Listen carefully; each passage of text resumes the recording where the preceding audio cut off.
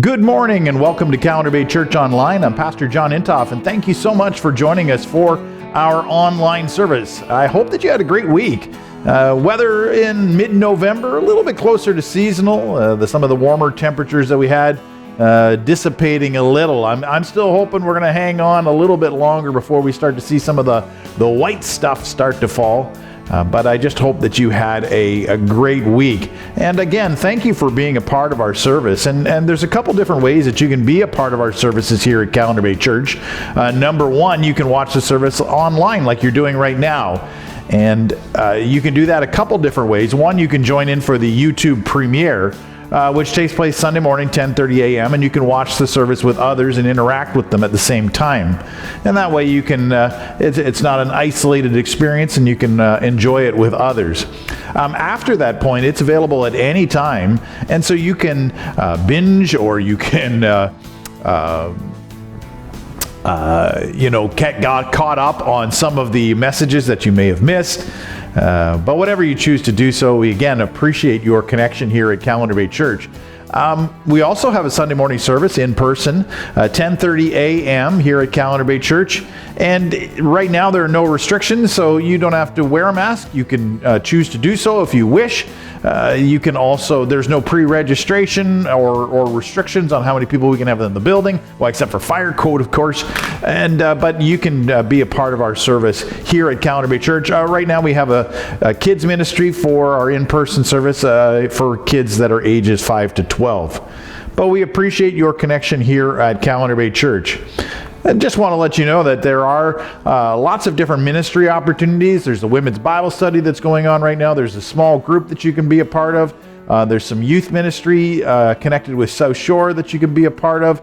There's a prayer meeting on Monday nights. Some different opportunities. And so if you want some more information about that, you can go to our webpage, or you can give us a call here at the church, 705-752-1649. Also want you to mark your calendars as Christmas is coming. A couple big things that we're looking forward to is the first Saturday in December. We're going to be having our annual Christmas dinner here at Calendar Bay Church. And then the third Saturday of December, we're going to be having our Living Nativity. And then the following Saturday is going to be our Christmas Eve candlelight service. We will also be having a Christmas morning service here at Calendar Bay Church as Christmas falls on a Sunday this year. So mark your calendar for those upcoming Christmas events that are going to be taking place in December. Thank you for your ongoing support of Calendar Bay Church. And if you would like to contribute to our ministry, there's a couple ways that you can do it. Number one, you can give online. All you have to do is go to our webpage, calendarbaychurch.ca/give, and you can safely and securely give to the ministry of Calendar Bay Church. The other way is that you can mail your gift in, and all you have to do is send it to Calendar Bay Church, Box 218, Callender, Ontario, P0H1H0. Again, our mailing address, Calendar Bay Church, Box 218, Callender, Ontario, P0H1H0. Well, we want to worship the Lord this morning and singing this great song, How Great Is Our God? Because our God is great and He's worthy of our praise. And so let's sing this together from our hearts.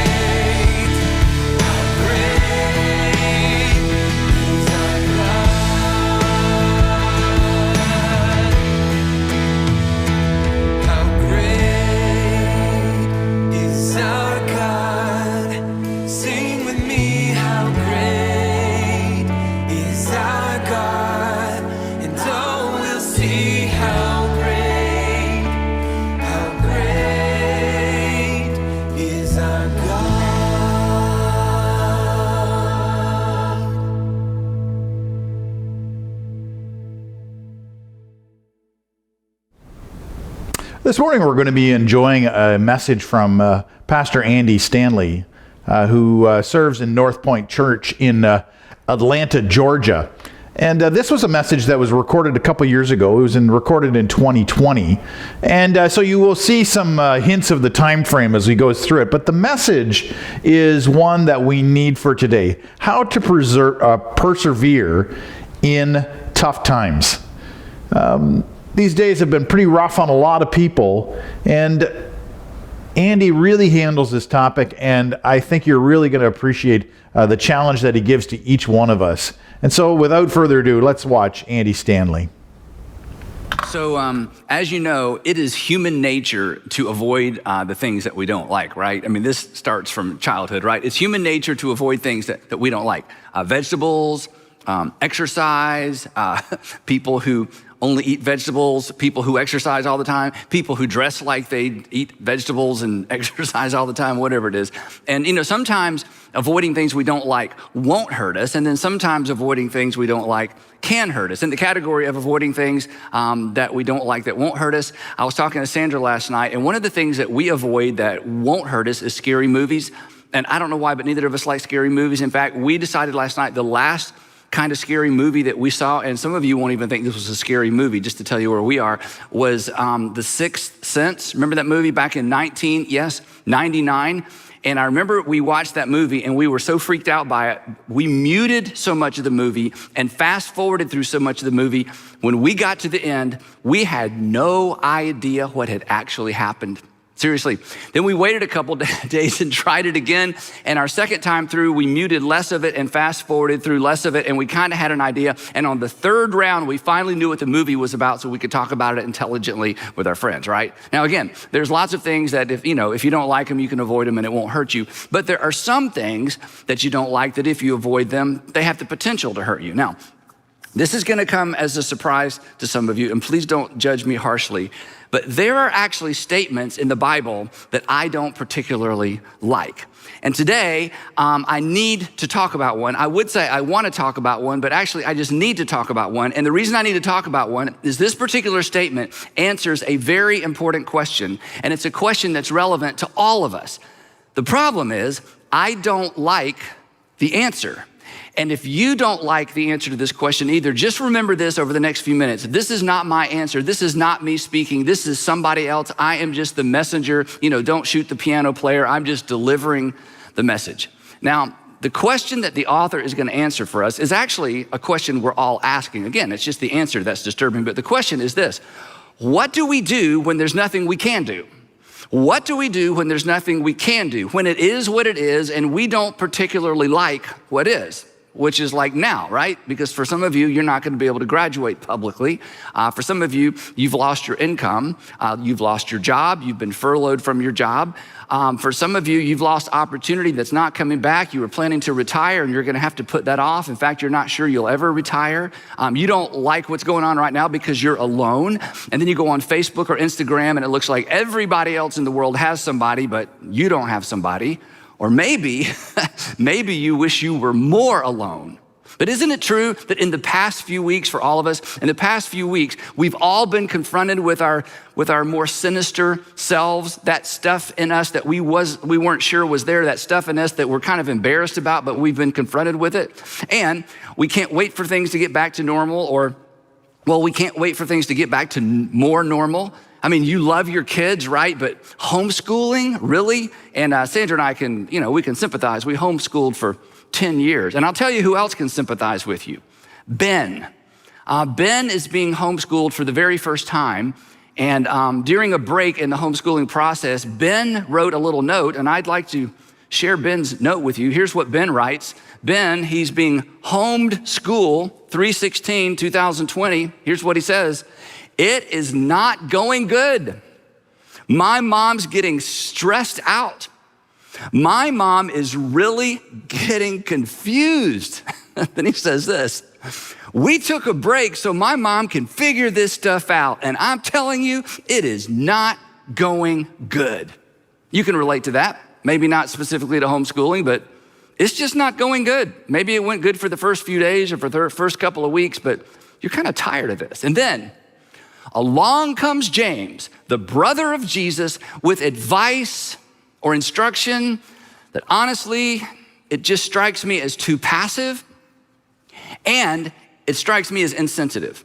And the reason it strikes me as insensitive is James doesn't know what's going on in my life, and James doesn't know what's going on in your life, that James is gonna give us advice without hearing our stories, and that's always a bad idea. It's a bit like when you read in the New Testament where Jesus says, don't worry about tomorrow. Don't worry about tomorrow. And you wanna raise your hand and say, hey, hold on a minute. Let me tell you about what's coming up tomorrow in my life, and then you tell me, don't worry about tomorrow. It just seems so insensitive to just give these big blanket overarching statements, don't worry about tomorrow. And what James is about to tell us, well, it falls into that same category. But regardless of how much I don't like what James says, and regardless of how much maybe you won't like what James says, we would be fools not to take his instruction seriously. And here's why. Because this is James, the brother of Jesus. And more specifically, this is James, who was the leader in the church in Jerusalem during the first century. This is James, who believed his brother was his Lord because he saw his brother crucified, and then he saw his brother after he rose from the dead. And this is James, the brother of Jesus, who led the church in Jerusalem, get this, for about 30 years. Let that sink in. He led the church in Jerusalem for about 30 years after the resurrection. He believed his brother was his Lord throughout his entire life. And while he was in Jerusalem leading the local church, things were not going well. In fact, his street cred for me is related to what happened during those 30 years. During those 30 years, remember, the church in Jerusalem was primarily Jewish.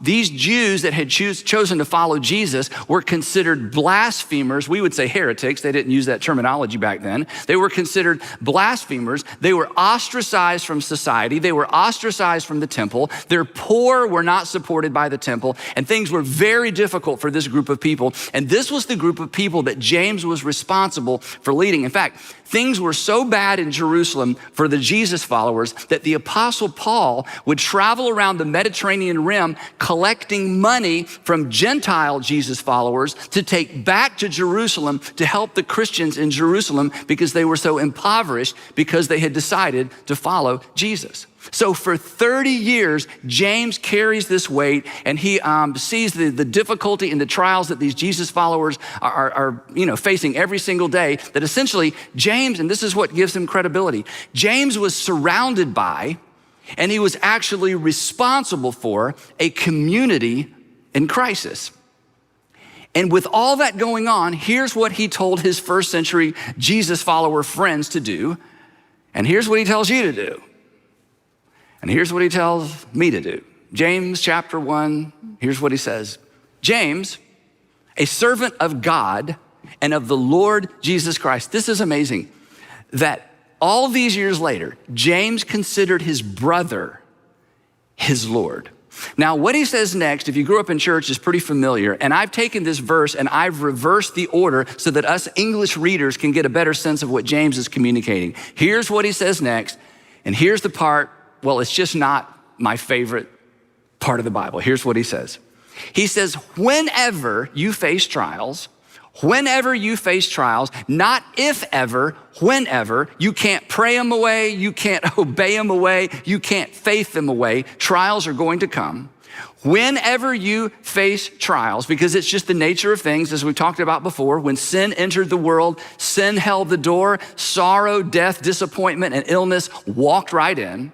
So he says, whenever you face trials of many kinds, and the little Greek word translated face is a really interesting word. It carries the idea of being taken by surprise. In fact, it's used in the context of being robbed in other Greek literature. So he says, whenever you are surprised by trials, whenever you wake up one day and, oh no, you get that call, oh no, you get that information, your son or your daughter calls, or perhaps the doctor calls, oh no, you're surprised by a trial. He says, whenever you face trials of many kinds, here's what we're to do. And again, remember, this isn't me talking.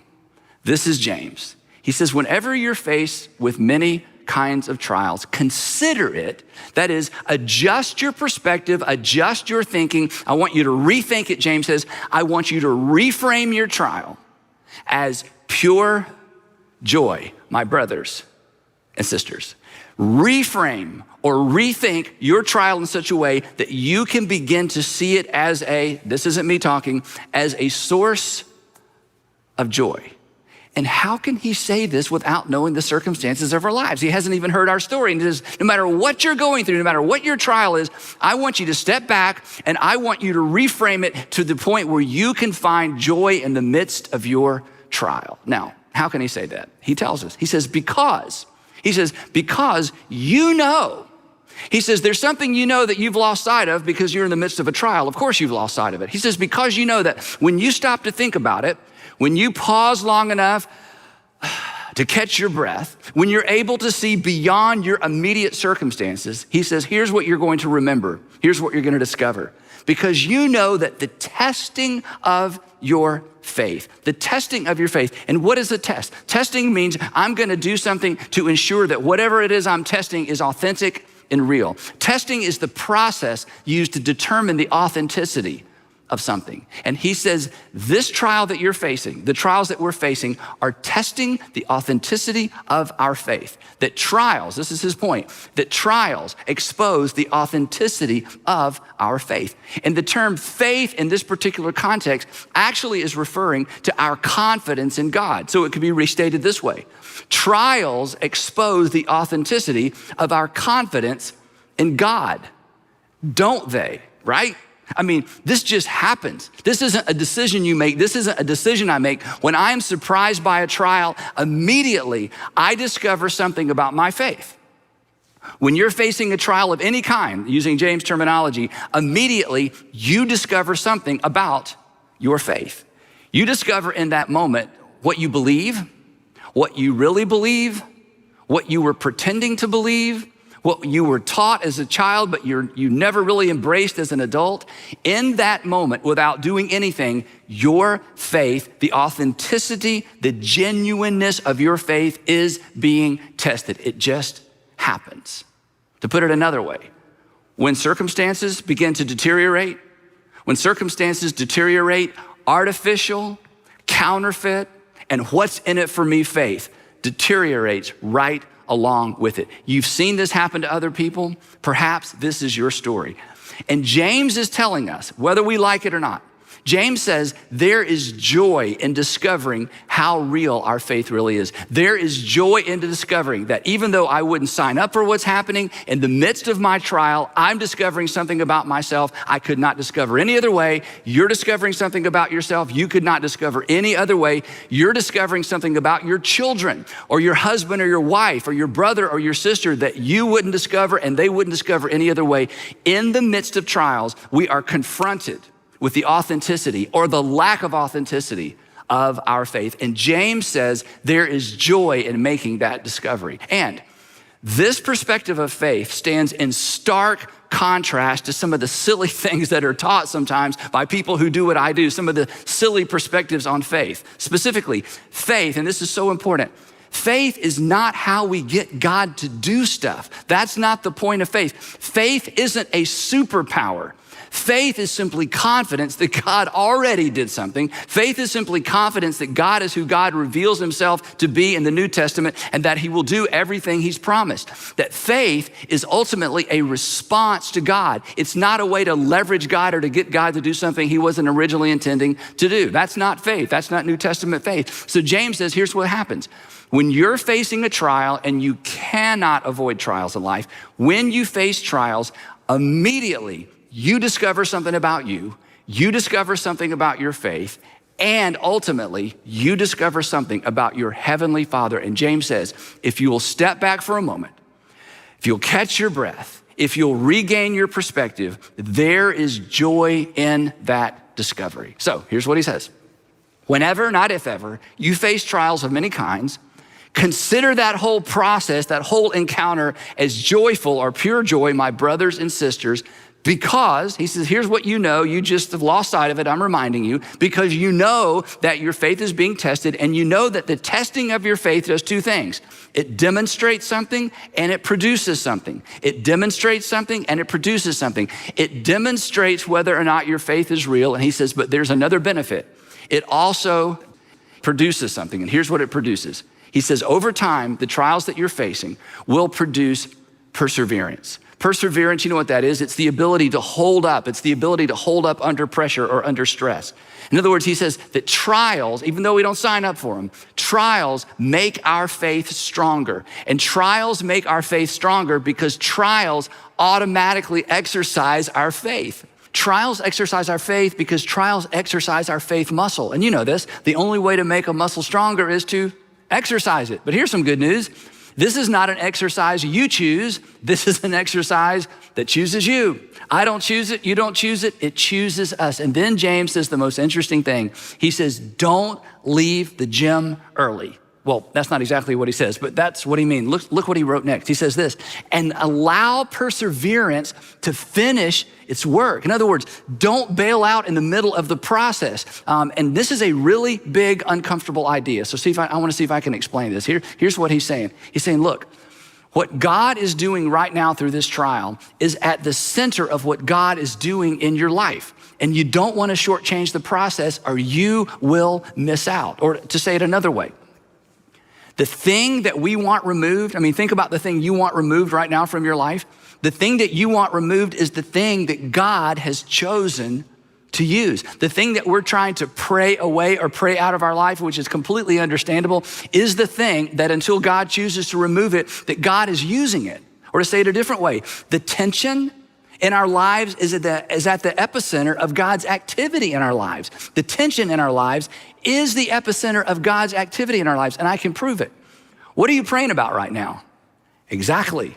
Isn't it true? This trial, this difficult time that you're going through, this thing that you wish would change, it has your undivided attention, and this is what you're praying about. In fact, perhaps you haven't prayed in a long time, and suddenly you find yourself praying. Why? Because that's what trials do. It exercises our faith, and it is the epicenter of what God is up to in our lives. That's why our trials inform our prayers. So James says this, look, don't shortchange the process. Don't bail out on the process. Don't quit the process. And don't stop believing because there is an outcome. And here's the outcome. He continues. He says this, let perseverance finish its work so that you might be mature and complete, not lacking anything. And he's using a little play on words here. Here's what he's saying. He's saying, let perseverance complete its work so that you will be complete. Let perseverance, let the process play out. Let perseverance complete its work so that you will be complete, so that you will have grown up faith. And let's face it, the only way to have grown up faith is to face a trial and to experience God's faithfulness in the trial. So ask God to use this until God chooses to remove this. Ask God to use this until life chooses to remove this. Now, James knows how challenging this is, and he knows that for many of us and for many of the folks in his original audience, trying to imagine how something good could come from something so bad, how something good could come from such a trial is almost unimaginable. And James says, I understand that. So if you can't imagine how to find joy in your trial, if you can't see the value of the fact that, hey, I really do believe I've discovered something about myself and I've discovered something about God, but I still can't imagine that it's worth what I'm going through, James says, I get it. So here's what I want you to do. If any of you lacks wisdom, specifically, if any of you lacks the perspective you need to see this the way that God sees it, if any of you lacks the perspective to see that God is doing something in you and through you, he says, here's what I want you to do. If any of you lacks wisdom, you should ask God for what? For wisdom. And he will give it to you generously without finding fault. It will, in fact, be given to you. Now, here's the problem. When I'm going through a tough time, I don't want wisdom. I want relief, right? When you're going through a tough time, you don't want wisdom, you want relief. But James says, look, I understand that. But if you want God to choose what you are going through and you're having a hard time seeing that there's anything good that could come from this, he says, lean in and ask God for wisdom. This is a prayer that God will always answer. That you say, God, give me your eyes to see this the way that you see it. Give me your eyes to see me and my friends and my family and my work situation and my finances the way that you see it. Give me wisdom to see as you see. And you know this, we've talked about this before. Oftentimes when we have the ability to see as God sees, we are more inclined to do as God says. James says, and then you will have the perspective you need to to persevere through what you're going through. So I want to put it all back together, and then I want to tell you a story about a friend of mine. Here's what James says. He says, consider it pure joy, my brothers and sisters, whenever you face trials of many kinds. Why? Why can we do this? He says, because you know this. You know that the testing of your faith demonstrates the authenticity of your faith. The testing of your faith also produces perseverance. The testing of your faith demonstrates that your faith is real, that God is faithful, and ultimately you will have stronger faith. And he says, and don't bail out early. Let perseverance finish its work. Don't leave the gym early, so that you may be mature and complete, not lacking anything. But if you get to the point where you just can't do it any longer, if you get to the point where you're thinking, God, if you're real, you've got to demonstrate your love for me. I got to hear something. I got to know something. I've got to see something I can't see. He says, in those moments, don't give up. I want you to ask God for wisdom. He says, if any of you lacks wisdom, the perspective you need to get through this, you should ask God, who gives generously to all without finding fault, and it will be given to you. Now, let me ask you this. Have you ever met someone like this? Have you ever met someone or known somebody, maybe you're related to somebody, who faced trials of many kinds, trials that, they're facing the trial and you're thinking, how would I respond if I were going through that? And you watch them walk through the trial with extraordinary faith and confidence in God. They face things you hope you never have to face, but their confidence in God never wavered. Do you know people like that? I've met lots of people like that through the years. And I got to tell you, and I think you would agree, those are the most inspiring, hope-giving, faith-giving people I've ever met, right? I am more inspired, or I should say I'm most inspired by people whose faith is tested and endures. I'm more inspired by people who get a no from God and their faith endures than I am by people who always seem to get a yes from God and they live, somewhat of a wrinkle-free life. I mean, isn't it true that you're more inspired by people who get the no and yet remain faithful? And the reason you're so inspired by them and the reason I'm so inspired by them is this. They leave us with confidence that there is a category of faith and there is a category of confidence in God that can endure just about anything. The people whose prayers go unanswered, but their confidence in God remains firm. I had a friend like that. His name was Reggie Campbell. Reggie Campbell passed away 3 months ago in January. I've known Reggie for over 20 years. And I gotta tell you, I had never seen an individual face and embrace his own mortality with more confidence and more courage and more faith than Reggie Campbell. I've known him for so long. I've been with him when he got a yes from God. I've been with him when he got a no from God. I was with him when it seemed like maybe God changed his mind. I stood next to him in 1998 or 1999 outside an ICU. His 20-something-year-old son had just had a terrible car accident. And when I went in and saw Ross, honestly, I thought to myself, we're gonna have a funeral in a few days. And I stood outside that ICU with Reggie and I listened to him pray. And I'm telling you, knowing that in any moment he may lose his son, seeing his confidence in God, I will never, ever forget that moment. And I told him that many, many times. Years later, he got a no. He had a lung disease that caused him to slowly have decreased lung capacity. And the doctors told him there's no cure, that eventually you're just gonna lose your ability to breathe, and there's really nothing we can do. And this was gonna be a multi-year process. And throughout that time, Reggie and I would get together, and I'll never forget one breakfast we had. I got there early. He came in pulling his oxygen tank. He sat down, and he just looked really rough. And I leaned across the table. I said, Reggie, how are you doing? And he gave me this surprised look, and he said something that was so profound to me in the moment. I actually got my phone out, and I typed it out. Here's what he said. He said, Andy, I'm fine. Look, he said, my life has always been in God's hands. Nothing has changed. My life has always been in God's hands. Nothing has changed. My life was in God's hands when things were great. My life has been in God's hands when things were not great. My life has always been in God's hands. Andy, I'm fine. Nothing has changed. And then he got another yes. He had the opportunity to have a lung transplant. They transplanted his lung. The surgery went well. In fact, for those of us who knew Reggie, he actually named his lung, which was a little strange. He named his lung Larry. And every time you got together with Reggie, Reggie would tell us how Larry was doing. And things went along fine for a while, but as you may know, when you have a lung transplant or an organ transplant of any kind, you have to take anti-rejection drugs so your body won't reject the organ, which wreaks havoc on your immune system. So eventually Reggie developed a very rare form of cancer. And the doctors told him, they said, if we treat the cancer, it may cause your body to reject your lung, which is exactly what happened.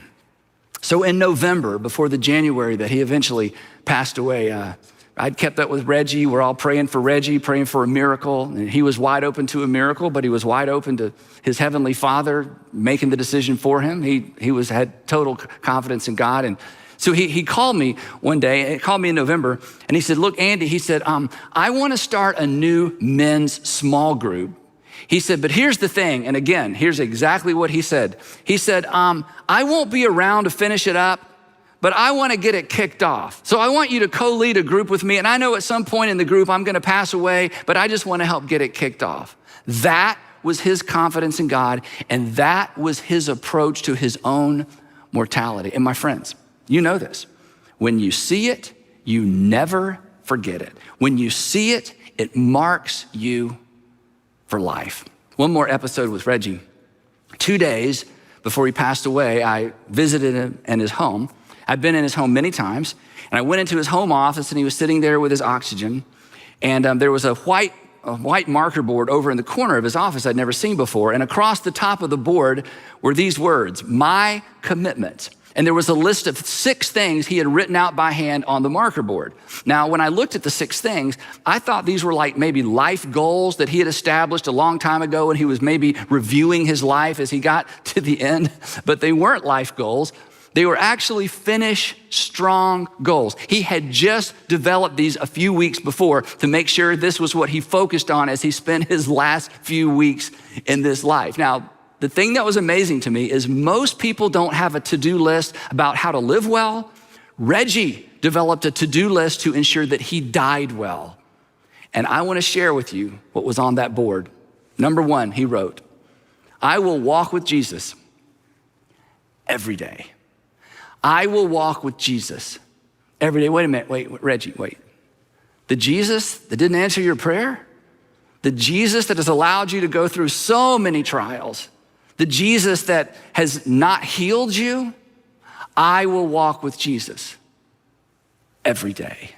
Wow. Number 2, I will be grateful and live every day to the fullest. In other words, he says, as I leave this life, I want to make sure I am leaning in up until the very end. I will be grateful and live every day to the fullest. Number 3, I will bless my family with words, pictures, and videos. He wanted to make sure that his grandchildren would know him, not just know what he'd written, but know what he looked like. He left them messages. He put together song lists and playlists. Number 4, I will invest in my guys, the small group of men that he had been developing and mentoring for many years. I will invest in my guys for their good and God's glory, not mine. His point being, even though I'm dying, even though I'm receiving all kinds of letters and sympathy cards and all kinds of things, he says, this is not going to be about me. It's going to be about them. And then I want to skip number 5 and come back to it. Number 6 on the list was this. I will let people love on me. Now I asked him about this. When I said, what is that about?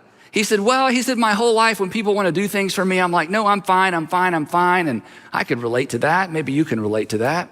He said, I decided here at the end, if people want to bring us food, I'm going to let them bring us food. If people want to love on us, I'm going to let them love on us. If people want to love on my family, that's just my pride. I just want to allow people to love on us. Now, that was a pretty powerful list, but I tell you, number 5 is the one that got to me. Number 5 goes right to the heart of what James was saying all those years ago. Here's what Reggie wrote. I will not give up and run out the clock. I will not give up and run out the clock. This was his version of, to use James' words, I will let perseverance finish its work to my last breath. I'm going to lean in rather than sit it out. Here's the thing. Reggie's faith did not reverse the consequences of life in a fallen world, and he was wide open to that. We all prayed for a miracle. You should pray for a miracle. But Reggie's faith did not reverse the consequences of life in a fallen world, and he did not expect it to because he understood what faith is. Faith is not a superpower. Faith is not how we get God to do something God doesn't want to do. Faith is a response to the faithfulness of our Heavenly Father. Reggie's faith actually produced perseverance and courage in the midst of a fallen world. And my friends, that's why I'm telling his story. It's the people who get a yes from God that we forget so easily. It's the people who get a no from God, but whose faith is rock solid, that change our lives and change the world. And this was James' goal for his first century audience. And it's his goal for you, and it's his goal for me. In the first century, in James' world, honestly, things did not get much better. In fact, they never got really good. But their unwavering faith and their unwavering confidence in their Savior literally changed the world. And so we're reminded that God will use this, until God chooses to remove this. And this is kind of the bottom line, that God will use whatever he chooses not to remove. Reggie understood this. You know people who understand that. And James' words, James' instructions are an invitation for all of us to step into this, to say, God, use this until you choose to remove this. Use this until you choose to remove this, or life chooses to remove this. But use this to remind me that you're faithful. Use this so that I understand my confidence in you is real. So if we lean in, and when we're confused, if we ask for wisdom, and if we live with open hands and an open heart, then you will experience and I will experience the amazing faithfulness of God through trials that we did not choose, that chose us, but that God has chosen to use in us. Now, here's how James finishes this section of his letter. Listen to what he writes. He says, "Blessed is the one who perseveres under trial." That's Reggie. Maybe that's gonna be you. Hopefully that'll be me. Blessed is the one who perseveres under trial, not prays it away, obeys it away, or faiths it away. Blessed is the one who perseveres under trial, because having stood the test and having discovered that their faith is real, that person, listen to what he promises, that person will receive the crown of life that the Lord has promised to those who love him. And do you know what the crown of life is? Me neither.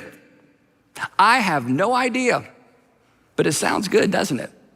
The point is simply this, that God values and uses persevering faith. That God values and God uses persevering faith. And God has invited you and God has invited me to step into this realm and to begin to see the trials that we're facing every single day in this life. Because here's what we know with confidence. Persevering faith leaves its mark on the world, and it leaves its mark on the people around us. We don't choose the trials choose us. We don't choose the trials, we simply choose our response to these trials. And James, this is so powerful, James invites us to lean in and to allow God to purify and strengthen our faith in the midst of what we would never choose. Now here's the thing. These current events that we're all experiencing, they're impacting all of us differently, but they present all of us with the same opportunity. They present us with the opportunity to allow perseverance to finish its work so that we may be mature and complete, not lacking anything. So with that in mind, I want to invite you to incorporate the following little prayer into your prayer life. In fact, you may pray every single day and you may want to tack this on. Again, you may not have prayed in a long time and you're praying for the first time in a long time. I want to give you words to pray. Perhaps you've never prayed because you're not sure you know how. This is a great time to start, and this prayer is a great place to start. I want to encourage you to begin praying this. Heavenly Father, use this until you choose to remove this. Heavenly Father, use this until you choose to remove this. And if you cannot imagine how God could possibly use what you're facing right now, then I want you to do what James tells us to do. I want you to ask God for wisdom, because James says that is a prayer that God will answer every single time. So one more time, I want to put it all together, and we'll close with James' words. Here's what he said. Consider it pure joy. Reframe it in such a way that you can see the joy in it, my brothers and sisters, whenever you face trials of many kinds. And here's why. Because you know, once you catch your breath, you know that it's simply a test of your faith, and a test of your faith produces perseverance if you let it. So let perseverance finish its work so that you may be mature and complete and not lack anything. But if you just aren't sure you can get there, if any of you lacks wisdom or perspective, you should ask God, who gives generously to all without finding fault, and it will be given to you. Wow, what a great challenge from Andy Stanley this morning.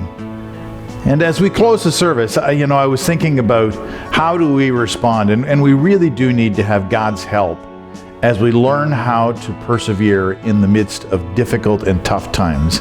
And so as we sing this next song, let's make it our prayer. Lord, I need you every hour in order to be able to go through these difficult times. Let's sing it together.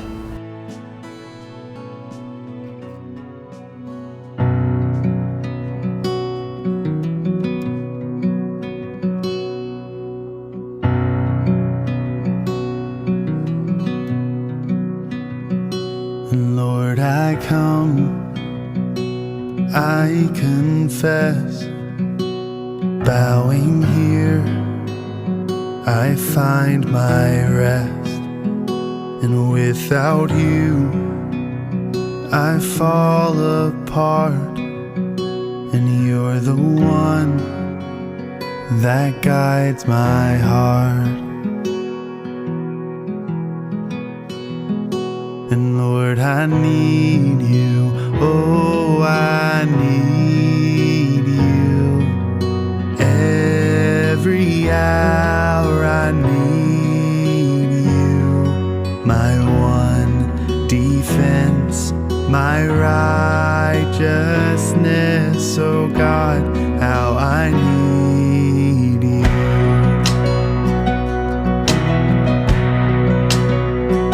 Where sin runs deep, your grace is more. Where grace is found is where you are.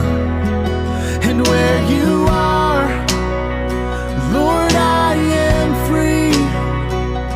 Holiness is Christ in me.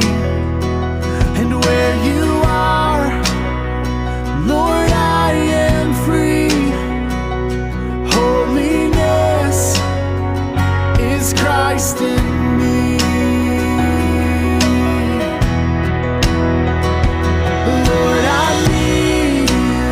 Oh, I need you. Every hour I need you. My one defense, my righteousness, oh God, how I need you.